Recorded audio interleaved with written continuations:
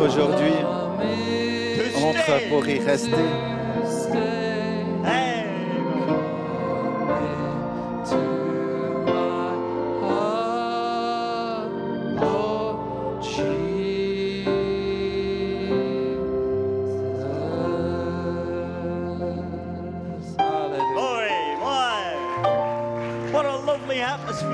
Quelle belle atmosphère ici ce matin. Ça ne peut que venir du Saint-Esprit. Rafraîchissant ce qui est en nous, le faisant s'accomplir, ses joies, l'adoration, la louange et l'exaltation. Eh bien, bonjour Église, dans le sanctuaire et aussi de la salle des mamans, à tous ceux qui sont connectés, que le Seigneur vous bénisse richement, tout un chacun. Bienvenue, merveilleux et précieux Seigneur. Merci Seigneur.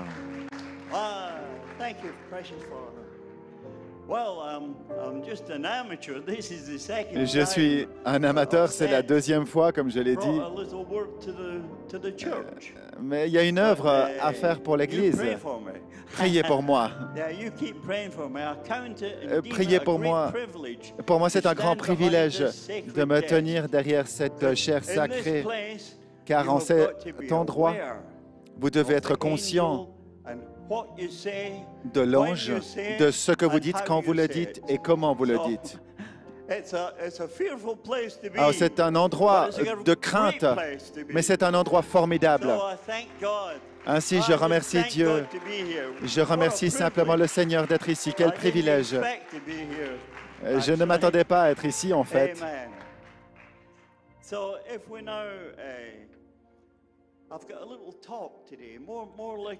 C'est une petite discussion aujourd'hui, une discussion. Et le titre que j'ai donné à cette discussion, le cœur de Dieu. Le cœur de Dieu, c'est... Parlons de Dieu. Si vous voulez bien prendre une écriture ici, Exode 25 et en 10-11, les versets donc.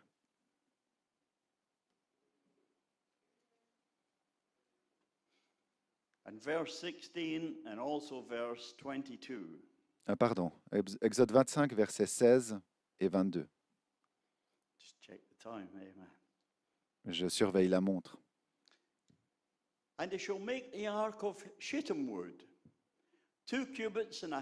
Vous ferez une arche de bois d'acacia au verset 10. Sa longueur sera de 2 coudées et demi, sa largeur d'une coudée et demie et sa hauteur d'une coudée et demie.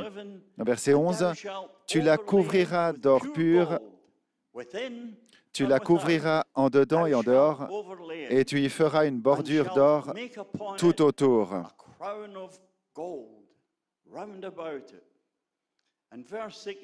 Au verset 16, tu mettras dans l'arche le témoignage que je te donnerai. Écoutez ceci au verset 22. C'est là que je me rencontrerai avec toi du Amen. Ou dans l'endroit secret, dans le cœur, c'est le lieu d'habitation de Dieu. Vous pouvez vous asseoir.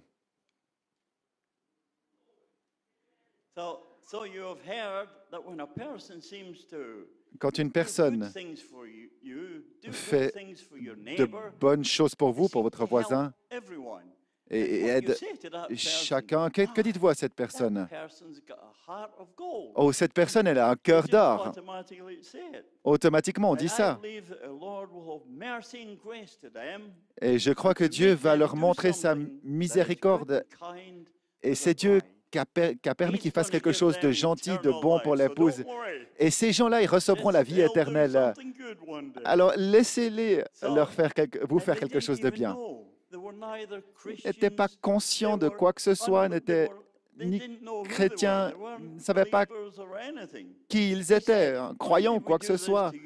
Et ils diront, quand avons-nous fait ces choses, Seigneur? Et le Seigneur a dit, ce que vous avez fait au moindre d'entre les miens, c'est à moi que vous l'avez fait.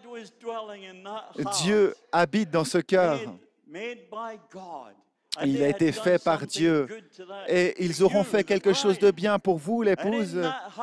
Et dans ce cœur, c'est Dieu qui se trouvait. Ils n'en étaient pas conscients. Quand l'avons-nous fait pour toi, Seigneur? Le Dieu Tout-Puissant était dans ce lieu d'habitation. Il agissait, il avançait. Et Dieu compare les prophètes à un aigle royal. Personne ne peut voler aussi haut que cet oiseau. Et personne ne peut voler si haut. Et voir votre repas au sol. Dieu a donné une vue spéciale à cet aigle afin que ces prophètes voient très loin au-delà des âges de l'Église, au-delà, jusqu'au commencement, avant le commencement. Ces yeux peuvent être projetés avant que quoi que ce soit ait même commencé. Pas étonnant qu'il se compare à l'aigle royal. Gloire à Dieu. Et vous savez, lorsque nous volons dans les sphères de la gloire, festoyons sur sa parole. Nous avons faim et soif à être plus et plus à son image. Maintenant, notre pasteur et sa famille ont vu l'un de ces aigles royaux lorsqu'ils étaient en vacances en Écosse, alors qu'ils passaient vers l'île Maule, qui veut dire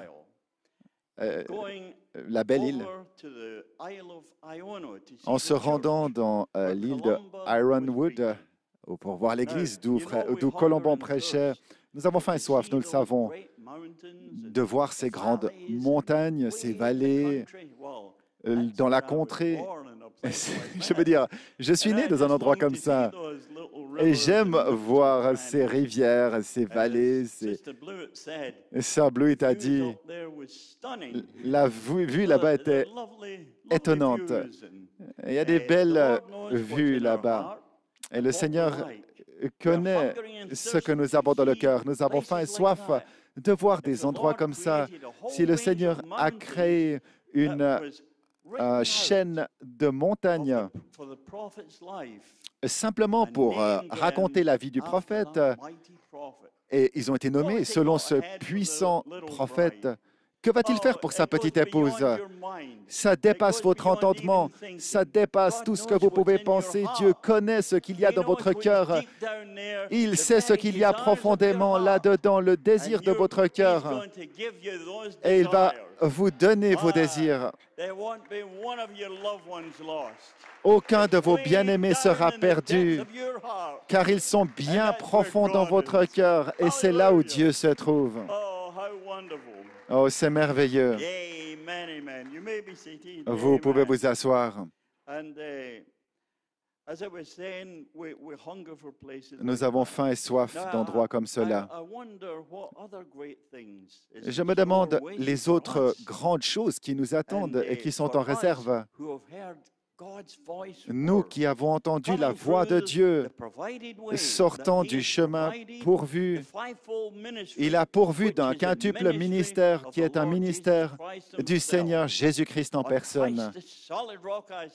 Je me tiens sur Christ, ce rocher solide. Tout autre terrain, c'est du sable mouvant. Et pour vous faire savoir d'où ma pensée m'est venue ce matin, c'est lorsque notre pasteur a dit quelque chose comme « Je me suis même cité ». Et j'ai pensé, maintenant, je me suis dit, mais le pasteur n'a pas cité un homme hybride, c'était d'un cœur pur et non frelaté qu'il a cité. Alors, quel cœur était-ce?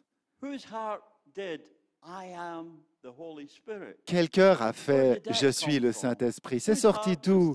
C'était le cœur à qui? Certains regardent la chair, mais Dieu regarde au cœur. Ainsi, le cœur est une partie très importante. Ça pompe ce sang purificateur dans le naturel au travers de notre corps et nous garde purs et forts. Si le cœur d'un arbre est faible, cet arbre va tomber au sol alors qu'il porte ses fruits. Amen. Le cœur de cet arbre, amen, c'est ce qui le porte fort. Il nous faut un bon cœur si nous voulons rester droits et forts, spécialement ces jours quand l'enfer entier vient contre ce que nous croyons. Gloire à Dieu. Lorsque cette tempête frappe cet arbre qui est avec un cœur fort, en santé, ça enfonce seulement davantage ses racines et cet arbre reste bien droit. Chaque tempête, chaque épreuve qui vient dans notre vie, ça ne fait que faire s'enfoncer nos racines plus profondément. Amen. Ces tempêtes de ce monde importent bien peu. Nous sommes ancrés dans ce roc, le Seigneur Jésus-Christ. Il est notre ancre. Il est notre puits artésien. Il est merveilleux. Lorsque ces tempêtes de la vie viennent, et elles viendront, ces tempêtes, elles sont là tout le temps. Nous sommes ancrés en Jésus. Alors les tempêtes passent. Notre ancre tiendra assurément, elle sera stable. Alors que les tempêtes viennent, que ces vents soufflent, j'ai une ancre qui est droite et qui est certaine. Je suis ancré. Dans la pire des tempêtes, je tiens bon. Et que cette tempête vienne, elle va me souffler par-dessus. Cette tempête a un commencement, elle aura une fin, elle passera. Mais notre ancre n'a pas de commencement, n'a pas de fin. Oh, n'est-ce pas merveilleux? Elle ne passera jamais. Pas étonnant que le Seigneur est très intéressé dans notre cœur. Maintenant, vous pouvez vous asseoir. C'est juste un petit discours, une petite discussion. Je ne suis pas un prédicateur. Savez-vous pourquoi Dieu a choisi du bois d'acacia et l'a recouvert d'or pour l'arche? À l'intérieur et à l'extérieur, son amour, la charité, nos péchés, nos transgressions, ôtés, projetés dans la mer de l'oubli pour ne plus jamais s'en souvenir. Alors ne permettez pas à Satan de ramener ces choses. Il nous a pardonné et a passé ces choses dans sa mer de l'oubli. Nous sommes libres de tout péché. Gloire à Dieu, quel sentiment merveilleux. Maintenant, nos cœurs de Dieu, notre cœur de Dieu sort par cette voix, parole. Elle est créée dans notre cœur et ça sort du quintuple ministère. C'est le chemin pourvu par Dieu. J'aimerais vous parler un petit peu, une petite explication de ce qu'est l'acacia. Écoutez ceci, que Dieu a utilisé pour l'arche. L'acacia et aussi les anses, c'était de l'acacia recouvert d'or pur. Maintenant, l'acacia, ça vient de l'acacia. Écoutez comment Dieu a créé cette arche avec du bois d'acacia, tout spécialement pour l'arc. Le cœur du bois, c'est un rouge noir, comme du sang, et du brun. Un brun doré, ajouterais-je. Nous arrivons au brun doré, nous ne sommes plus semences vertes, mais nous sommes brun doré. Et il est dit ici, quand c'est poli, j'aime ceci parce que quand l'épouse est polie et cette parole de promesse pour son jour, eh bien, c'est attractif, oui, elle est attractive. Elle est en route pour rencontrer son mari, elle est prête. Il est dit ici, l'arbre est résistant. car ce bois dur, beaucoup de substances y sont déposées et ces substances sont propres à le préserver. Et l'arbre est très dense afin que l'eau et le reste n'y pénètrent pas. Ainsi, Satan ne peut pas pénétrer ce cœur. Gloire à Dieu. Il est protégé entièrement. Vous voyez cet arbre seul dans le physique, ce qu'il représente. C'est un arbre fort, gloire à Dieu.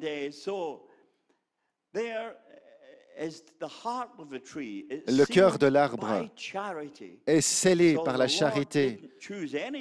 Alors le Seigneur n'a pas choisi un autre arbre pour placer son cœur là-dedans. Ça devait être de l'acacia. Dieu ne fait pas les choses simplement à la légère avec n'importe quel arbre. Il crée un arbre et c'est un arbre spécifique et tout dans cet arbre est spécial. Et pas seulement ça, son amour le recouvre d'or à l'intérieur et à l'extérieur. Quel type du quintuple ministère est l'épouse de Christ? Un cœur pur, recouvert d'or à l'intérieur et à l'extérieur, prêt pour le service du Maître. Le Seigneur n'a-t-il pas recouvert tous les vases du tabernacle d'or pur? C'était de l'or pur, prêt pour le service du Maître. Le diable ne peut pas pénétrer ce cœur. Ce cœur nouveau a été créé par Dieu. Ce n'est pas n'importe quel arbre, mais c'est la parole parlée, pure, comme le Seigneur crée toujours lorsqu'il s'agit d'un lieu de demeure, un lieu saint où il doit entrer et exister. N'êtes-vous pas heureux que nous ayons un sauveur, un rédempteur comme lui? La Bible dit, David était un homme selon le cœur de Dieu. Maintenant, si vous lisez un psaume comme, par exemple, la parole de Dieu, c'est Dieu qui parle au travers des cordes vocales de David pour s'adresser aux élus de Dieu. Alors j'ai commencé à penser, cela s'applique-t-il à David seulement? David était-il le seul qui avait un cœur selon le cœur de Dieu? Non, ça s'applique à tous ces hommes vaillants qui ont abandonné leur cœur, leur vie au Seigneur, au point où leurs paroles deviennent la parole de Dieu. Ils ont trouvé le secret pour se, Amen, disparaître du chemin, laisser aller et laisser Dieu faire ces choses formidables. N'est-ce pas merveilleux d'avoir un quintuple ministère comme cela? Gloire à Dieu. Vous pouvez vous asseoir. Frère Branham dit, un homme n'est jamais mieux que ses paroles. Alors, il faut faire attention à ce que nous disons, faire attention à comment on le dit. Il a dit cela, mais il ne l'a pas fait. Alors, il faut faire attention. Un homme n'est jamais mieux que ses paroles. Alors, j'ai édifié mon âme sur la fondation du prophète, de l'apôtre et maintenant le quintuple ministère. Et ce qu'ils disent, ce sont la voix vivante pour ce jour et cette saison. C'était le cœur de Dieu qui était en David. Et ce qu'il dit devait être écrit. Gloire à Dieu. C'était, et c'est Dieu qui parle au travers du cœur de ces hommes vaillants, désireux de se tenir debout, être estimés dignes. Et vous pensez qu'un cœur ne pense pas? La Bible dit, comme un homme pense dans son cœur, il est ainsi. Ainsi dit le Seigneur. Où demandons-nous à Jésus d'entrer? Il entre dans mon cœur. Oui, entre dans mon cœur, Seigneur Jésus. Ce petit chant qui dit, entre aujourd'hui, entre et reste-y. Entre dans mon cœur, Seigneur Jésus. À quoi sert-il de demander à Dieu d'entrer dans votre cœur et de ne pas croire qu'il y est? C'est un soi-disant croyant. La pensée est un terrain de bataille. Satan a choisi la pensée, mais Dieu regarde au cœur, le cœur de l'homme. Le cœur, c'est une œuvre achevée, un endroit de repos. Pas frapper le bruit du cœur, comme le disent les docteurs. Non, non, il bat, je crois, je crois, je crois, je crois, je crois. C'est le cœur d'un chrétien. Pas, vous pouvez vous asseoir, pas un jour en haut et l'autre jour en bas. Alors que vous êtes en route vers cet endroit de repos, bientôt ce sera le jour de Dieu. Si Jésus est là-dedans, alors chaque jour, c'est le même jour. Alors que nous montons la route élevée du roi, il est le même hier, aujourd'hui et pour toujours. Je me souviendrai, je resterai toujours le même, comme le dit ce petit chant. La joie que j'ai, le monde ne me l'a pas donnée. Le monde ne me l'a pas donnée. Et assurément, le monde ne peut pas me la reprendre. Cette joie, oh non, il ne peut pas. Pas de moi, certainement pas. Maintenant, c'était qui dans le cœur de David? Vous pouvez vous asseoir. Qui était dans le cœur de David? Au point où le Seigneur a dit que David est un homme selon le cœur de Dieu. Psaume 22 et dans d'autres psaumes, on peut voir que ce n'était pas David qui parlait. Pas plus que notre pasteur ou le quintuple ministère parle. Mais c'est le grand Je suis Elohim, Dieu lui-même, qui fait tonner sa voix au travers de son chemin pourvu, le quintuple ministère, parlant les pensées qui ont déjà le cœur de David, prophétisant à partir de là, en disant exactement ce qui va s'accomplir. David parlait sur la base de son cœur, là, dans le psaume 22, en disant exactement ce qui allait arriver au temps futur. La croix, jusqu'à la croix et sur la croix et d'autres lieux, ne l'aimez-vous pas? Ouvrez vos cœurs aux choses d'aujourd'hui. Le puits de l'enfer est contre ceci. Je ne dis pas qu'ils vont essayer, non, non, ils essaient tout leur possible pour placer un peu d'incrédulité ici et là. Et tout d'un coup, vous dites, c'est qui? Non, non, ne prêtez pas oreille à ça. N'écoutez pas ces démons. Gloire à Dieu. Dieu est Dieu. Gloire à Dieu. Vous pouvez vous asseour. Ainsi, David était un homme selon le cœur de Dieu, un homme de manière, dirais-je. Et je pourrais parler d'autres personnages, mais le temps ne me le permet pas. En parlant de Josué, oh, c'était un homme selon le cœur de Dieu. Dieu a utilisé ses cordes vocales, il a crié « Soleil, arrête-toi » sur Gabaon, et toi, lune, dans la vallée d'Ajalon. Tout devait s'arrêter au son de sa voix. Il vous faut savoir qui parle. Qu'en est-il de Frère Branham lorsque le Seigneur a utilisé ses cordes vocales pour parler à la tempête? Retourne d'où tu viens. Et soleil brille 4 jours de plus. Comme je l'ai dit dans mon dernière petite discussion, vous devez savoir ce qui se passe derrière l'écorce, sinon vous ne verrez qu'un arbre. Ainsi, lorsque le Seigneur parle, lorsqu'un lion rugit, tout, Frère Branham dit, dans le monde naturel, tout se tait. Lorsqu'un lion ordinaire rugit, même les insectes, lorsque le lion rugit, lorsqu'il rugit, qu'en est-il lorsque le Seigneur rugit? Vous savez, certaines personnes ils marchent avec ces bottes dures là où les anges même craindraient de marcher, Dieu lui-même. Le Seigneur a dit, restez calmes et sachez que je suis Dieu. Et avec Dieu, tout est possible. Dieu est Dieu. Personne n'est comme lui. Et il est le seul amour agapao parfait qui ait jamais existé. Nous devons devenir comme lui. Nous devons devenir comme lui. À son image même, selon notre espèce, avec la parole parlée qui sort du quintuple ministère, son ministère propre. Écoutez ceci, c'est le ministère à qui? C'est le ministère de Christ, son ministère qui utilise ses vases pour faire sortir la parole pour notre art. Ainsi, nous devons être obéissants et écouter cette voix. Gloire à Dieu. Comme le dit l'Écriture, restez tranquille, vous pouvez vous asseoir. Restez tranquille et sachez que je suis Dieu. Et avec Dieu, tout est possible.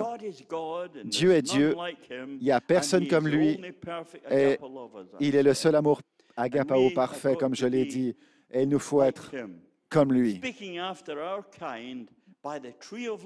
En parlant de notre espèce, de l'arbre de vie, pas l'arbre de la connaissance des hommes, le ciel entier et la terre se sont rejoints. Et personne n'était digne, ne fût-ce que de regarder ce livre. Mais Dieu avait un plan. Un jour, au temps du soir, il y aurait de la lumière. L-U-M-I-E-R-E. Et il a pris ce petit livre et il l'a tendu à son prophète, un homme petit, un prophète humble qui avait le cœur de Dieu. Oh, c'était le livre de la rédemption qui devait être donné à son épouse pour la ramener en Éden afin de parler de l'arbre de vie pour multiplier et remplir. N'êtes-vous pas heureux d'avoir un sauveur comme cela qui est descendu de la gloire et qui a donné ce livre à son messager prophète avec ce cœur d'or pour le donner ensuite à sa petite épouse de l'arbre de vie. Et vous pouvez vous asseoir. Et ça se passe aujourd'hui, ça se passe à l'instant. Et nous allons parler, ramener nos familles, nos bien-aimés dans l'arbre de vie.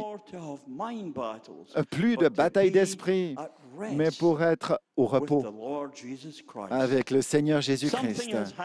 Quelque chose s'est passé.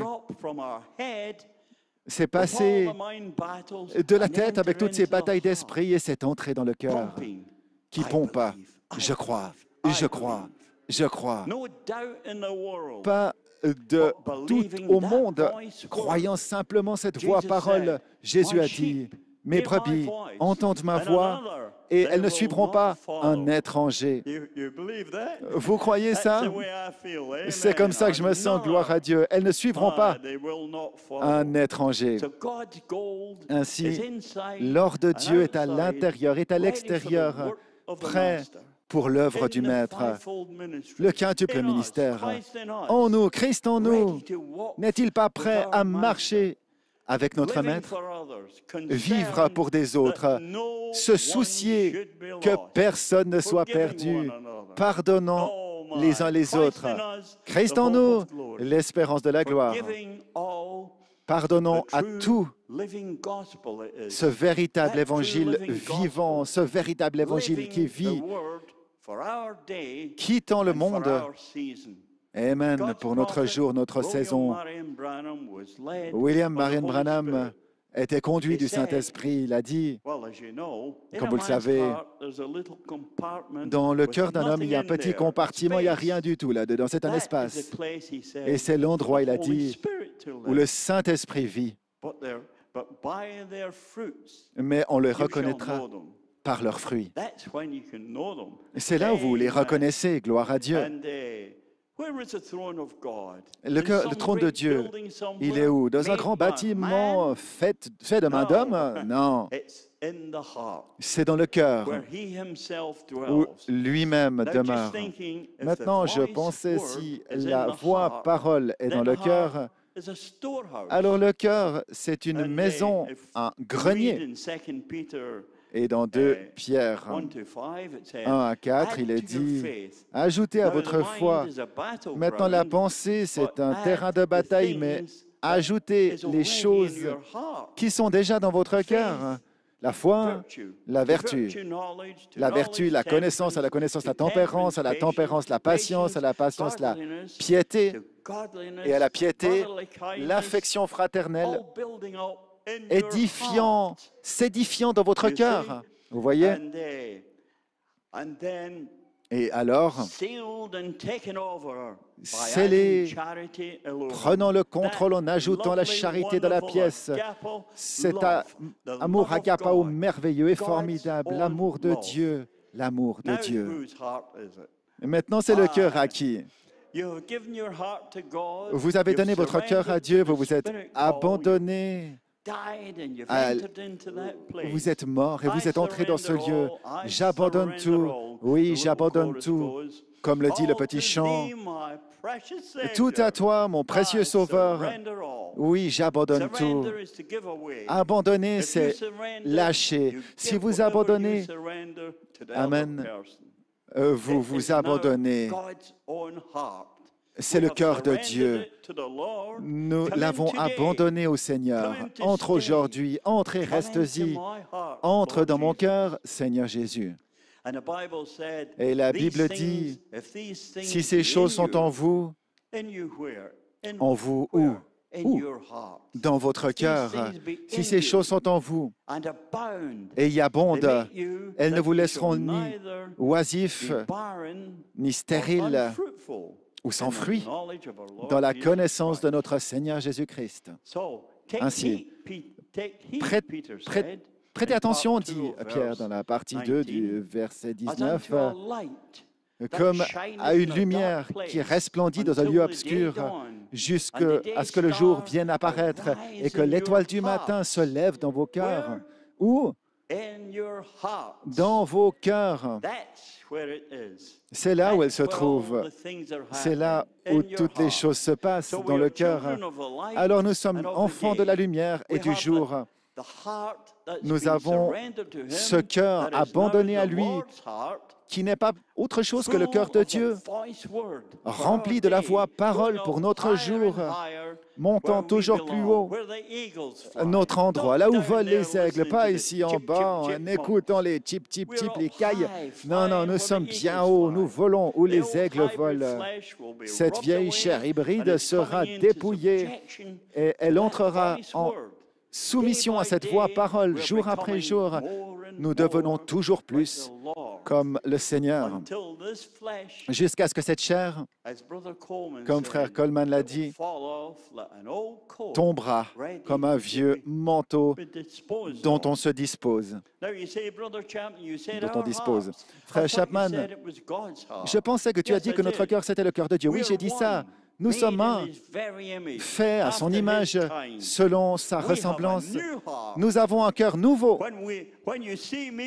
Lorsque vous me voyez, vous voyez mon Père. Je suis Saint-Esprit. C'est le moi originel. C'est le cœur. C'est dans le cœur. Notre cœur est devenu le cœur de Dieu. Gloire à Dieu, vous le croyez? Vous pouvez vous asseoir. Amen.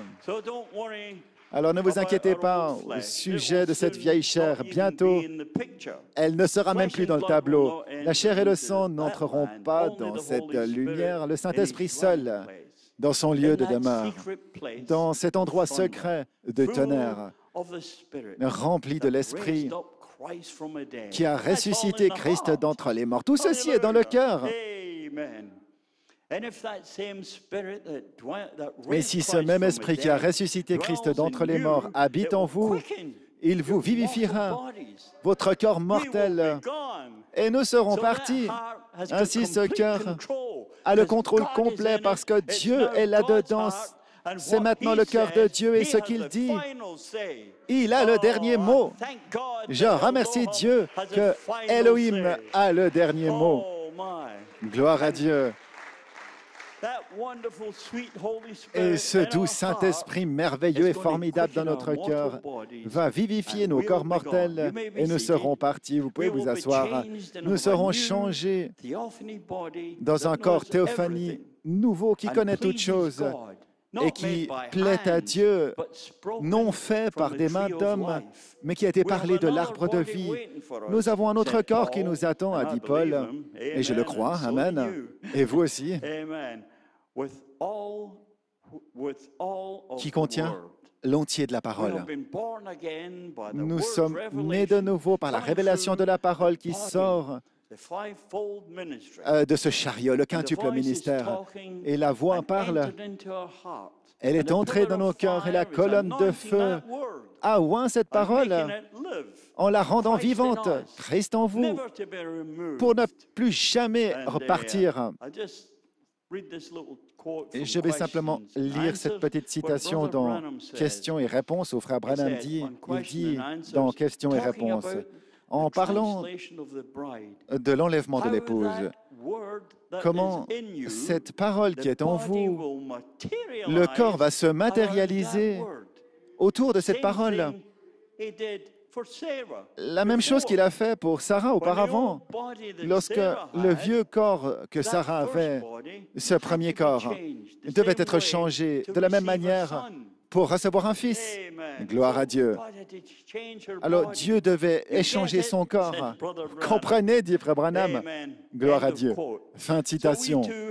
Alors, nous aussi, devons-nous pas avoir un cœur pur, nouveau, un nouvel esprit où le Seigneur lui-même peut y demeurer.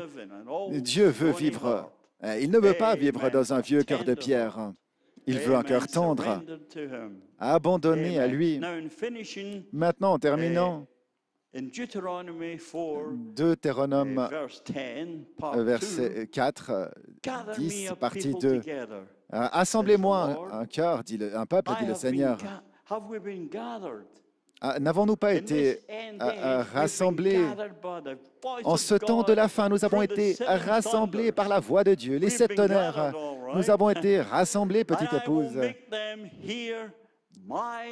Et je ferai qu'ils entendent ma voix, afin qu'ils apprennent à me craindre tous les jours de leur vie. Et au verset 12, et le Seigneur vous parle du milieu du feu, du milieu du feu. Ils ont entendu la voix du Seigneur. Mais la multitude a entendu une voix. Et au verset 13, les 10 commandements, il les a écrits sur 2 tablettes de pierre. Maintenant, dites-moi, où est ce cœur maintenant avec les commandements de l'Éternel écrits dessus? Assurément, gloire à Dieu. Dans notre cœur, le lieu d'habitation de Dieu. Ainsi, nous voyons Dieu, le lieu d'habitation. Ce petit compartiment dans notre cœur où le Saint-Esprit demeure. C'est le moi originel, le vous originel. Gloire à Dieu. Et c'est ça qui part dans l'enlèvement. Pas formé par des mains d'hommes, mais formé ce corps par l'arbre de vie. Il a été parlé. Et il retourne simplement pour prouver que c'était bien le cœur de Dieu lorsque Dieu y a placé sa parole en terminant ici Deutéronome 4, 9. Prends garde que ton âme, seulement prends garde à toi et veille attentivement sur ton âme tous les jours de ta vie, de peur que tu n'oublies les choses que tes yeux ont vues et qu'elles ne sortent pas de ton cœur ou de ton cœur tous les jours de ta vie. Enseigne-les à tes enfants et aux enfants de tes enfants. Au verset 29, c'est de là aussi que tu chercheras l'Éternel, ton Dieu, et que tu le trouveras si tu le cherches de tout ton quoi? De tout ton cœur et de toute ton âme. L'âme, elle est où? Elle est dans le cœur, gloire à Dieu, dans le cœur. Et au sein de la détresse, toutes ces choses t'arriveront. Alors, dans la suite des temps, et maintenant de la pluie de l'arrière-saison, nous n'allons pas entrer dans la tribulation, mais au dernier jour, il y aura des tribulations. Il semble qu'ici se réfère à quelque chose qui nous arrive dans les derniers jours. Voilà pourquoi j'ai lu cette écriture en me référant aux derniers jours. Alors que tu retournes au Seigneur ton Dieu et que tu es obéissant à sa voix, car l'Éternel ton Dieu est un Dieu de miséricorde qui ne t'abandonnera point et ne te détruira point. Il n'oubliera pas. Amen. Même dans les derniers jours, je remercie le Seigneur que nous avons écouté le quintuple ministère. Je remercie le Seigneur, en terminant maintenant, je remercie le Seigneur que nous avons abandonné nos cœurs à lui. Vous l'aimez? Que le Seigneur vous bénisse. Gloire à Dieu. Alors, c'était une petite discussion un peu amateur.